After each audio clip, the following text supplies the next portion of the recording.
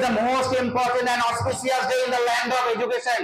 শিক্ষা ক্ষেত্রে teachers data আমাদের ক্ষেত্রে খুবই গুরুত্বপূর্ণ। On this very auspicious day, I would like to offer my deepest respect and heartfelt gratitude to all the teachers, ma'ams who are present here, and to all the teachers and sages who played an important role and who are playing an important role in making the life of students. আমি সবাইকে ধন্যবাদ জানাই, সমস্ত teacher এবং ছাত্রদের, টিচারদের এবং সেজেসদের, ভারতবর্ষে যারা কি হয় ছাত্রদের তৈরি করে। টিচার্স ডে মানে শিক্ষক দিবস, তাই তো? শিক্ষক টিচারদের এটা একটা দিন। তো টিচার কি? টিচার হচ্ছে, teacher is the resplendent light of knowledge. Teacher হচ্ছে সেই জ্ঞানের সেই দিব্য আলো, বুঝতে পারলে? টিচার হলো, টিচার আমাদের ভারতীয় সভ্যতায় টিচারকে কার সাথে তুলনা করা হয়? ভারতীয় সভ্যতায় টিচারকে তুলনা করা হয় ব্রহ্মা, বিষ্ণু আর মহেশ্বরের সাথে। কিসের জন্য তুলনা করা হয় ব্রহ্মা, বিষ্ণু আর মহেশ্বরের সাথে? কারণ teacher is the resplendent light of knowledge. টিচারকে, টিচার হলো জ্ঞানের সেই প্রদীপ, যে আলো দিয়ে সে ছাত্রের কি হয় জীবন থেকে অন্ধকার দূর করে। টিচার, টিচার হলো নিঃস্বার্থ ভালোবাসার সমুদ্র। টিচার হলো সত্য, টিচার হলো আলো, টিচার হলো সূর্য, টিচার হলো চন্দ্র, টিচার হলো হচ্ছে নক্ষত্র, টিচার হলো বেদ, টিচার হলো উপনিষদ, টিচার হলো মহাভারত, টিচার হলো রামায়ণ, টিচার হলো কি লাইফ। টিচারটাই লাইফ।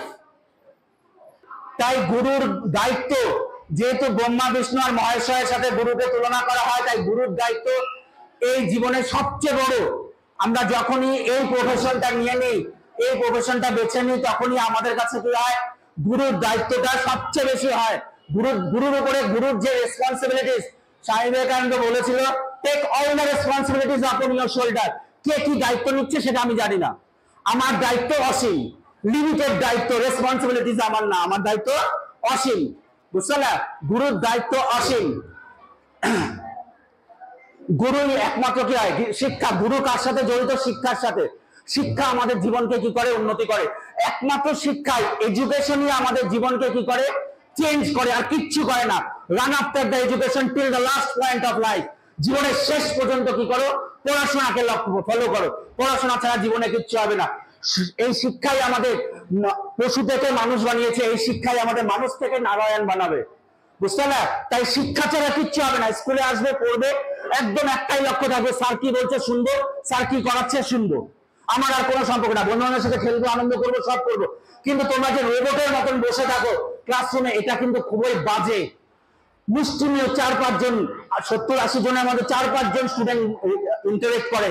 এর থেকে বেরোয় আসো, এর থেকে না বেরোয় আসলে হবে না। এখানে কিন্তু 5 জন শিক্ষক তোমাদের 550 ছাত্রদের ম্যানেজ করে, তারা কিন্তু অক্লান্ত পরিশ্রম করে তোমাদের ভালোর জন্য। আর আমাদের এই শিক্ষাদানটা কোথায় হয়? আমাদের এই শিক্ষাদানটাই হয় স্কুলে, স্কুল কলেজ এসে।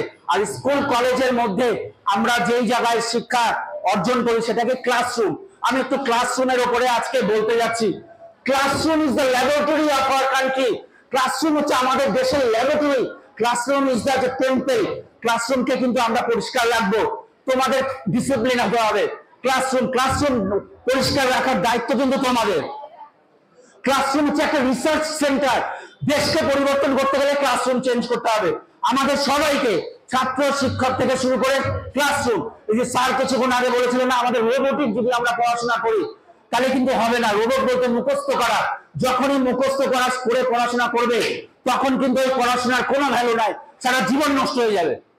যে copy paste education is a dead education. Copy paste যখনই আমরা করব তখনই কি হবে? আমাদের কি হয়ে যাবে? লাইফ নষ্ট হয়ে যাবে।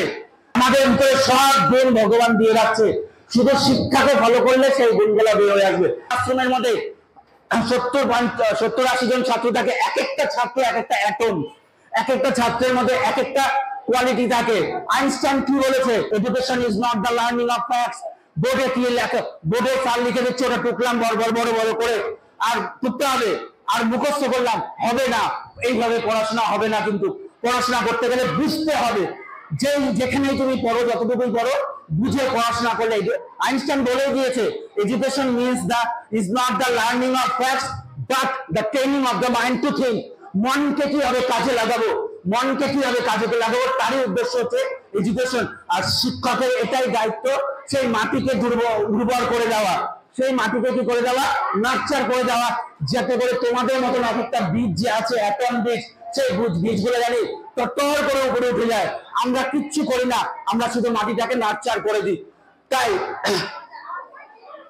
ক্লাসরুমের দায়িত্ব নিতে হবে। ক্লাসরুমে যা টিচার বলছে, যা করছে, যা শেখাচ্ছে, সেটা মনোযোগ দিয়ে শুনতে হবে। যে থেকে ক্লাসরুম মিনস হচ্ছে কোশ্চেন এন্ড আনসার। এটাই হচ্ছে দেশের ভবিষ্যৎ। দেশ যদি চেঞ্জ হয় তাহলে ক্লাসরুম থেকেই চেঞ্জ হয়, কারণ এটা হচ্ছে ল্যাবরেটরি অ্যান্ড রিসার্চ সেন্টার সবচেয়ে বড়। কারণ এখানে যতজন আছে এক একজন এক একটা হবে ভবিষ্যতে। কেউ টিচার হবে, কেউ ডাক্তার হবে, কেউ ইঞ্জিনিয়ার হবে, কেউ পুলিশম্যান হবে, কেউ বিজনেসম্যান হবে। বুঝতে সবার মধ্যে সেই ক্ষমতা। আর সেটা সূত্র হয়, সেটা সূত্রপাত হয় কোথায়, জার্নি হয় ক্লাসরুম থেকে। তোমরা আজকে বুঝবে না, ক্লাসরুম থেকে তুমি যা পাচ্ছ সেটাই তোমার নিউরো সিস্টেম, নিউরো পাথ হয়ে তোমার লাইফকে পরিচালনা করবে। তাই ক্লাসরুমটাকে আজকের থেকে ডিসিশন নাও। ক্লাসরুমে স্যার যা করাবে, স্যারের জিনিস বুঝবো, শুনবো। সবার আগে কি করবো, স্যার কি করতে বলছে সেটা শুনবো। বুঝতে পারলে? ক্লাসরুমের ডিসিপ্লিনটাকে মেনটেন করবো। করবে তো একদম করবে। বুঝতে পারলে? আরেকটা জিনিস আমি তোমাদের বলছি, না হলে হবে না। উন্নতি তো তোমাদেরই করতে হবে, চেষ্টা তোমাদেরই করতে হবে। আমরা শুধু গার্ডেনারের মতন কি করবো, করতে পারি, শুধু মাটিটাকে উর্বর করে দিতে পারি, যাতে করে গাছ তোমরা তত্তর করে বেরিয়ে যাও। আরেকটা জিনিস আমি তোমাদের বলছি, গ্র্যাটিটিউড, থ্যাঙ্কস। থ্যাঙ্কস জিনিসটা আজকের থেকে এখন থেকে তোমরা প্র্যাকটিস করো। থ্যাঙ্কস সারা জীবন এই জিনিসটা করবে। যার কাছ থেকে যতটুকু পাবে থ্যাঙ্কস দিবে। কি দিবে? থ্যাঙ্কস দিবে। কি দিবে? থ্যাঙ্কস। বুঝতে পারলে? তার মানে হচ্ছে তোমাদের আজকে আমি একটা প্রিন্সিপাল বলে দিচ্ছি। থ্যাঙ্কস মানে গ্র্যাটিটিউড। গ্র্যাটিটিউড বলতে ধন্যবাদ। এই জিনিসটা তোমরা যদি শিখে যাও তোমাদের জীবনে, তোমরা জানো না যে কি শিখছো। মিড ডে মিল যখন খেতে যাও তখন ওই মাসিরা তোমাদের জন্য অনেক কিছু রান্না করে, তাই তো? কষ্ট করে রান্না করে, বুঝতে পারলে? যৎ সামান্য অর্থের বিনিময়ে তোমরা যখনই ভাতটা নিবে, ডালটা নিবে, মাসিদের বলবে থ্যাংক ইউ মাসি, থ্যাংক ইউ মাসি, থ্যাংক ইউ মাসি। বলবে তো? বলবে তো? এই জিনিসটা জানি, এই কালচারটা তৈরি করো, ব্রেনের ভিতরে এই কালচারটা নাও। থ্যাঙ্কস দিব, যার কাছ থেকে যতটুকু পাই তাকে আমি ধন্যবাদ দিব। সর্বশেষে তোমাদের highest, I pay your highest good. আমি তোমাদের জীবনের সর্বোচ্চ মঙ্গল কামনা করে আমি আমার বক্তব্যকে এখানেই বিরাম দিচ্ছি, পরবর্তী অনুষ্ঠানকে ত্বরান্বিত করার জন্য।